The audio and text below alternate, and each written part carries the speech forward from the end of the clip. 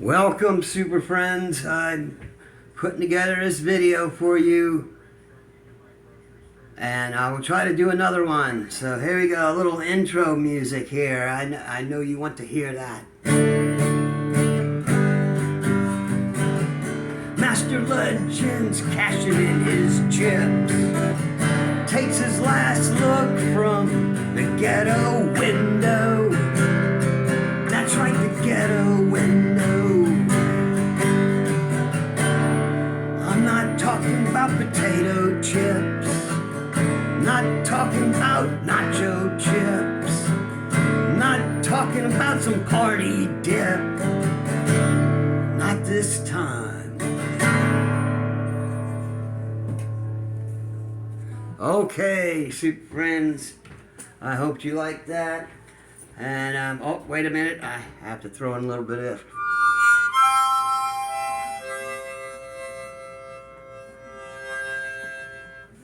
There we go. Anyway, super friends, Master Legend, gotta face surgery tomorrow. And it's,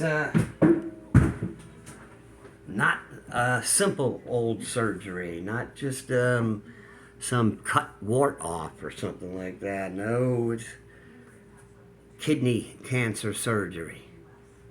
But anyway, where I left off on my last, telling you quickly how Master Legend got around and did things, I was finally out on my own. And I worked for a lot of different jobs, a restaurant and dishwasher there. I was 16, a dishwasher, and then I worked at a motorcycle shop at the same time, but I had my own apartment. I had my own place. When I went there, the guy says, "I can't rent you an apartment. You're just a young kid." And I said, "I got emancipation. I'm emancipated. I'm on my own. I'm legally an adult at 16. And he says, "You bring me that paperwork and I'll rent you a room." I said, "Okay." And he says, so where are you going tonight?" And I said, "I'll probably just sleep in my car." And he said, "That's okay. Go ahead and take the apartment. And on Friday when you get paid, show me those papers and come up with the rent money from then on." So the guy, he really was nice, cut me a break. I hated to let him down because eventually the little partying apartment, people invaded me, and I had some fighting going on, and a big time fight one night. There's a lot of fights going on. I just telling you the stories quick. There's so many stories to tell you even about that apartment. I've already told people about how the Chinese restaurant was right there below, and I could hop up from the balcony, and did a fire escape and all that, and I'd jump off from there to the rooftop and go down to the Chinese restaurant.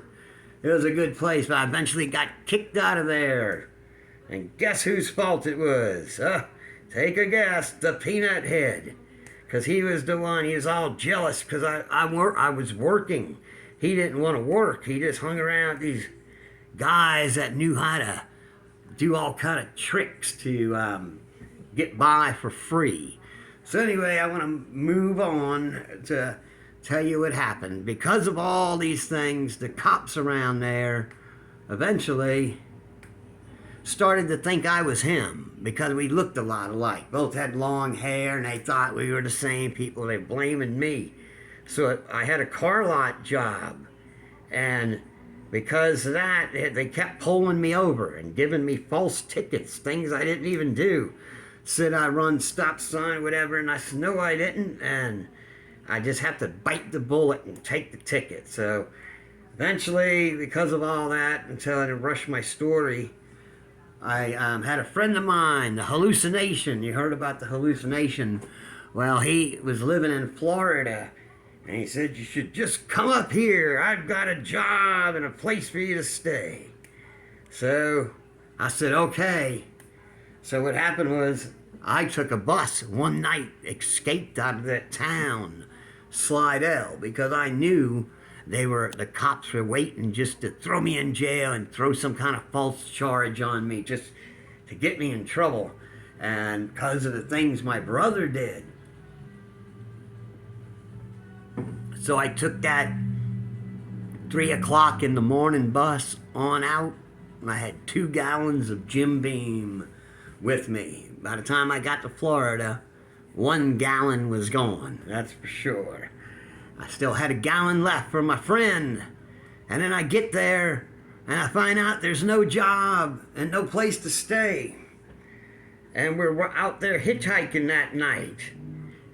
And these guys come around, some redneck guys, and they come around, they didn't like it. I had long hair, and they come and they jumped us. And I got away, and I got Roy away too, the hallucination. And then somehow they chased him and caught Roy again. So I had to go run back and to try to get him out off of those, they were all jumping him. So anyway, I went back and then they got me.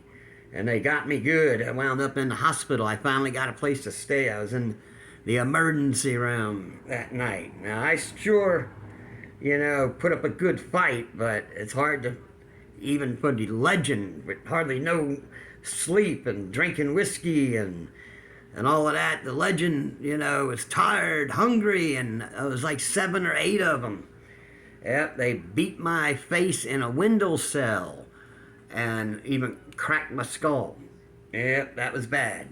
Luckily, my grandma was still around, and she knew some Christian people that lived in Florida, and they came and got me out the hospital and let me live with them for a while until I got patched up. But I didn't stick around for long. I didn't want to be a burden for long, so I quickly got me a job. They told me, as soon as you get that cast off, we'll hire you.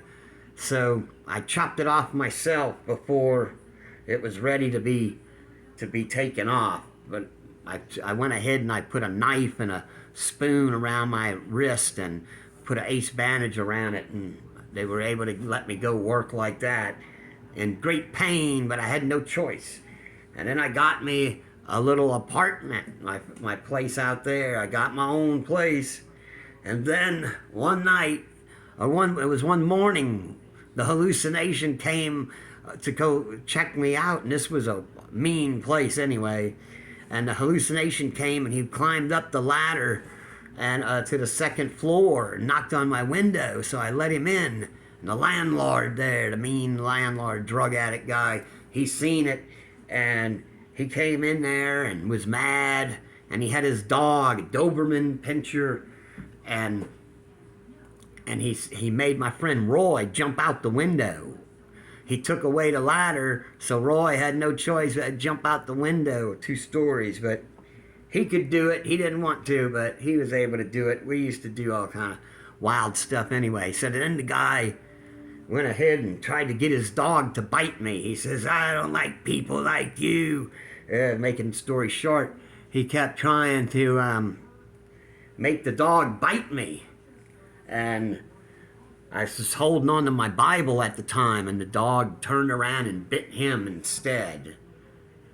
Yep, so that's what happened.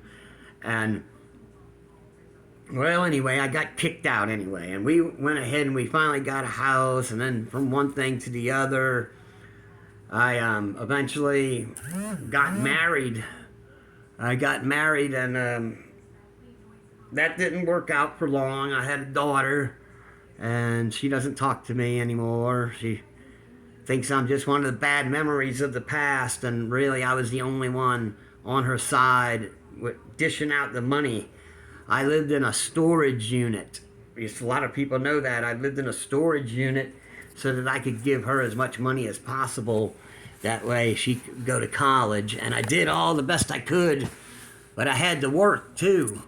And it was just so hard for me to do it all, so I know she holds that against me. And her mama died, and I had to do it all. Her mama, I wasn't with the mama at the end. She was, she cheated on me with this old ex-best friend of mine, Slug, the crack king. He really was no crack king, but I think he did some crack, but he wasn't the king. Anyway, from there, I was on my own again. Daughter left, woman's dead, and just making the story short now, because I got to go make some calls. And, well, I left Florida a few times, and I've gone all around the United States, all kind of places. I've been Canada 3 times, 4 times actually, and been all the states in between. Hollywood, you know about that. Been to Hollywood a bunch of times. And, well, I wound up leaving Florida for the last time. The place was just a misery to be there anymore, and nothing but bad memories, and the coronavirus, and I lost my good job. Everything fell down the drain. So I decided to leave, and I went to my brother's, and one of the super friends even drove me on over there. And it didn't last like 2 days. My brother was starting trouble with me, and I had all my stuff I put in a storage place, and I had to go stay there. Lost everything I owned pretty much. Sold my stuff cheap to people and whatever I could, and got up to New Jersey, where I stayed with Tothian for a while there until it wasn't his fault, but his family kicked me out. Y'all, I'll tell you the whole story one day if I'm around to tell it. And, well, anyway, I had to figure out what to do. And an old girlfriend of mine, Guitar Girl, she came to the rescue. I was in a graveyard. I had my stuff packed in the woods in a graveyard, and had no friends, nowhere to go. And that's how they did me. It wasn't Tothian's fault, though. And I had to lose my job. I had a job at a bagel place, yeah, believe it or not. But it was a good job, walking distance and nice people. But anyway, I had to leave, and Guitar Girl came and got me, where I did a bunch of work for her, and like a one-man work crew, where I took down this back ramp that was a 2-story ramp, and it was well built. It was sturdy as could be, heavy as could be. I did that, and I tried to make myself useful while she let me stay in a camper outside in the yard, which, things were the other way around. I guarantee I wouldn't do that to her. But I was glad for the help. I was happy that I got the help that she did. She knows I would do the same and more for her. Anyway, though, so she's some boyfriend. She's getting back together with him and all, so it was time to get rid of me. So, it was like the next day, get out of here, leave. And she paid, and I paid her back a good bit of the money that she put to the ride and getting me to the airport. I still owe her a few dollars, though, for my kick out. Anyway, so then I came to Arkansas, and that's where I'm at now. And I got with Shadow Vision, and one thing led to another, and I got left here at the house by myself, and that's where I'm at now. So there you go. I rushed through that all part of the story.